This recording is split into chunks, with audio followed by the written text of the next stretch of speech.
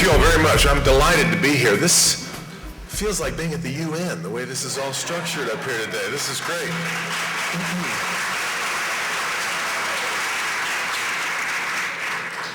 I'll go ahead and let the panel get seated here, and then I'll introduce them after they've had a chance to take their seats. I thought that was a fabulous presentation, Dr. Pilgrim. Anybody can collect...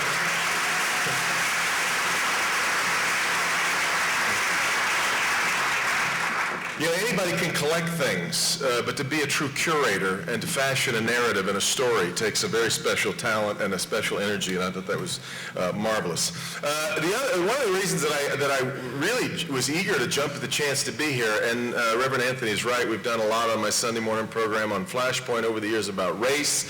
It took me a couple of years, really, of asking the Detroit Regional Chamber to let me talk about race up at Mackinac, but we finally got to make that happen.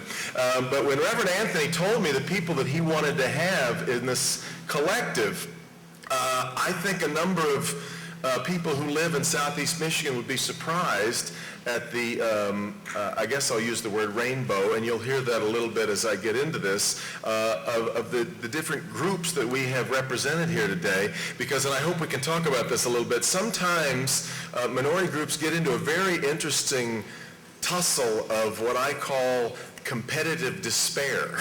And groups that have an awful lot in common don't always talk across the table very much to each other. But let me introduce the group that we have here today. We'll kind of make our way down from the, obviously you know Dr. Pilgrim, who's going to remain with us for the discussion. Sitting next to him is Ms. Barbara McQuaid, U.S. Attorney for the U.S. Department of Justice. Next to her is the pastor from Pastor Emmanuel Baptist Church in North Carolina, the Reverend Dr. John Mendez. Thank you very much for being here as well. The Health Education Director for American Indian Health and Family Services is Ms. Nicole Fox. Nicole, thank you for coming today. The Executive Director of KIC is Mr. Curtis Lipscomb. Curtis. The Regional Coordinator for Justice for Our Neighbors is Reverend Paul Perez. Paul, thank you very much for being here. The next man really needs no introduction to this group. The ranking member of the House Judiciary Committee from the 14th Congressional District, the Honorable Congressman John Conyers. And next to him, a guy who has been as busy as anybody in Southeast Michigan for the last couple of months, the many issues that are swirling around his group, the Executive Director for CARE, the Council on American Islamic Relations, Imam Dawood Walid. Thank you very much for coming. And Barbara McQuaid, I'd like to start with you, because we were just talking together back here, and we wonder at exactly the urgency of a kind of conversation like this. Clearly, yes, we've made a lot of progress on this front, but to find out today, the FBI says that Michigan, we lead the nation in a lot of bad lists right now, obviously on a lot of different fronts, but we are second in the country in hate crimes and what are known as bias incidents. You want to talk a little bit about that? Sure. One of the statistics the FBI collects, they collect all kinds of crime data every year, and one of those that they collect is hate crimes and bias incidents. And a bias incident is, a racial slur or graffiti that may not arise to the elements of a crime, but nonetheless are someone's expression of hatred toward a group. And unfortunately, Michigan ranks very high in that statistic, number 2. As a result of that, at the U.S. Attorney's Office for the Eastern District of Michigan here in Detroit, we have formed a civil rights unit because we want to take this on. We think that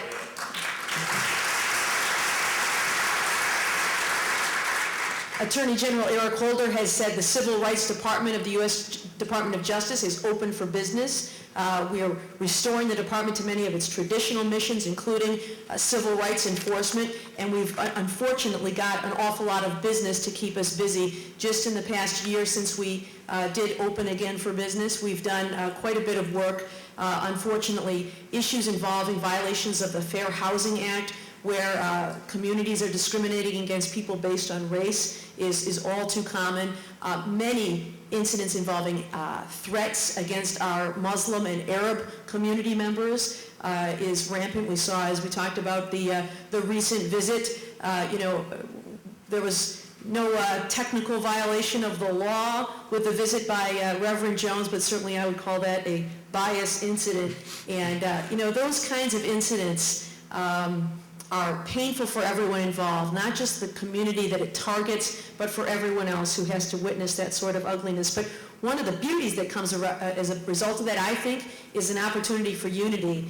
We saw Christians, Catholics, Muslims, Jews gather in support against that message. So there's an awful lot that we can do to not only as people who enforce the law, but as members of the community to stand up against those images of hatred. I knew Pastor Jones was going to come up today, and we might as well go ahead and jump right there. Dawood Walid, this is an interesting, and I kept trying to make this point yesterday on the air as we were talking, as we were watching what developed on the streets there in front of Dearborn City Hall. A number of the people who were there protesting on behalf of Pastor Jones, clearly not agreeing with his outlook on Islam, but there because they believe that he had a right to say what he wants to say, no matter how reprehensible somebody else finds that, and you're one of those people. Well, first of all, let me wish you all the Muslim greeting of peace be upon you. Assalamu alaikum.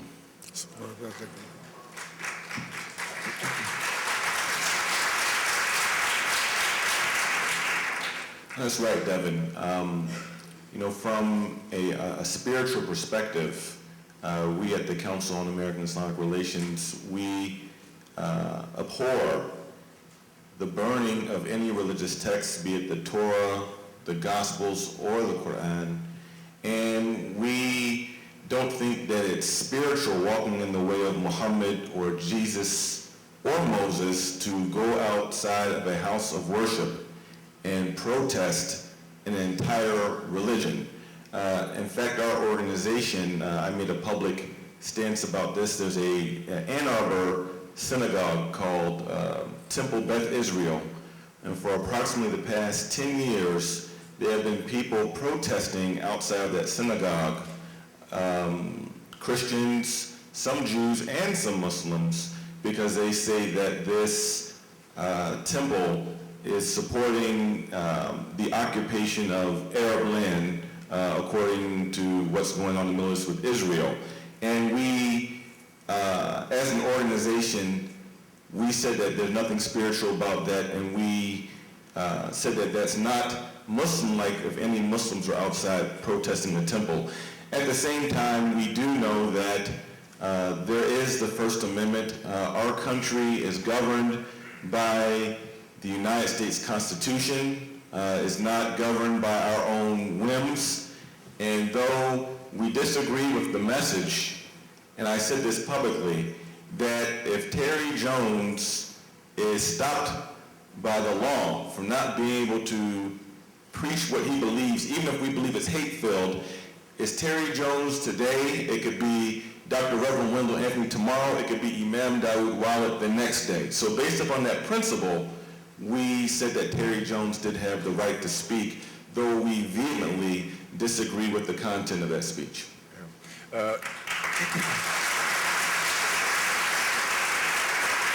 It's a fair place for us to point out that we had actually invited a Jewish group to be here today, and it was your presence here that made them decline the invitation after originally agreeing to be here, correct? They had originally said yes, right? Reverend Anthony. But the irony of not being a part of this conversation is rather delicious, isn't it? I'd like to move now to the gentleman next to you, Congressman Conyers. There are so many, we've got plenty of events that going on right now, current events that really feed into our conversation today. I trust and I've already checked, by the way, everybody here who's on this stage showed me their birth certificate. They're allowed to be a part of the conversation.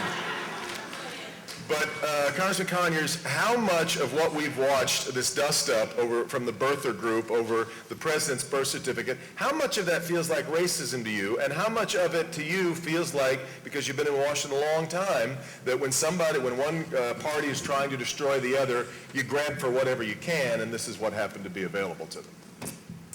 Well, I take it very seriously, and I'm not going to accuse the other people that are doing this because I'm in the process of trying to persuade those conservatives in the Congress that much of what they are doing now this year, since I went from chairman to ranking member, is destructive to the country. It isn't a matter of them disagreeing or agreeing with me. So I take that this issue a little more seriously than some people, namely because there's such large percentages of people that think that there's some kind of problem here. And so I'm working on this thing from a little bit different perspective, Devin. On Monday of this week, I and some of my staff went to Benton Harbor, Michigan, which is the first city to be put under the emergency manager law passed only weeks ago and signed into law by the governor of the state of Michigan. And we came from Detroit, and Reverend Jesse Jackson and Rainbow Push and his group came from Chicago. And we met with the ministers who were hosting this. And it was amazing, absolutely amazing, because this is the beginning of a pattern of turning back this clock in terms of civil rights. Like nothing I've ever seen. We were always fighting for civil rights. We were always making things. We were always getting a voter rights law or a civil rights law or equality to women or something about fairness or equal opportunity. And what we ran into was they were telling us about what this law means, that one person has now replaced every elected official in that city. The mayor, the council, and anybody else have all been summarily replaced. And so it's important to me that we understand this, and we now have legal people working with Attorney Hollowell to make sure that Article 1, Section 10 of the Constitution, which prohibits states from altering contracts. That's in the Constitution. That the 14th Amendment that covers equal protection and due process, which are two different things, are not also being violated. And so we know now. I was with the deputy mayor of Pontiac, Michigan, and he told me that they're under an emergency management restriction as well. They've all been replaced in that city. And I hear that there are other cities coming along the way, but there are also... It could be this one. Well, Detroit is obviously one of... It's been mentioned repeatedly, so we know that Detroit is under the scrutiny too, and at any day, the governor of the state of Michigan could announce that in his judgment there is an emergency without explaining or describing it or measuring it in any way in Detroit, and that everybody's going to be put under an emergency manager. Now, the curious thing is that I'm being told that the mayor of the city of Detroit is not hostile to an emergency manager being appointed, which is almost unbelievable. But this is the kind of crisis that we're in, and then further, this tactic of emergency manager is now spreading to other states. And so we have a serious constitutional crisis in the law that was passed in Lansing, Michigan. Now, I want to try and get everybody in here, and then we've got a number of things to get to. Our three panelists in the middle, given what we just watched, it's shocking how many stereotypes that we saw are not old. Are not old. Some of these new T-shirts that continue. The three of you, I think, have a unique battle on your hands with stereotypes all the time. Reverend Perez, why don't you start with? I mean, the stereotype of the Hispanic culture is pervasive still. Yeah, if I may, first I want to say a word of thank you and then a word of apology. First, thank you to the NAACP here in Detroit and to Congressman Conyers, who've been supportive of grassroots community activists throughout southeastern Michigan who have been confronting tactics by ICE, Immigration Customs Enforcement. There's been an incident in Detroit where ICE have surrounded a school for several days in a row. So we're thankful for that. And then a word of apology as a clergy person in United Methodist Church and as a practicing Christian, an apology for Reverend Terry Jones and the Christian extremism that he represents and and sort of the religious and spiritual violence and terrorism he perpetrates. Certainly has a right to speak, but sometimes things that are said, we may have a right to say them, but that doesn't mean they're not wrong. And so I know many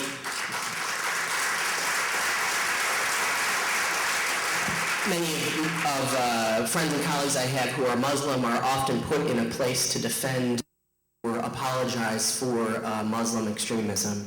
So I find myself in that place today to apologize for Christian extremism.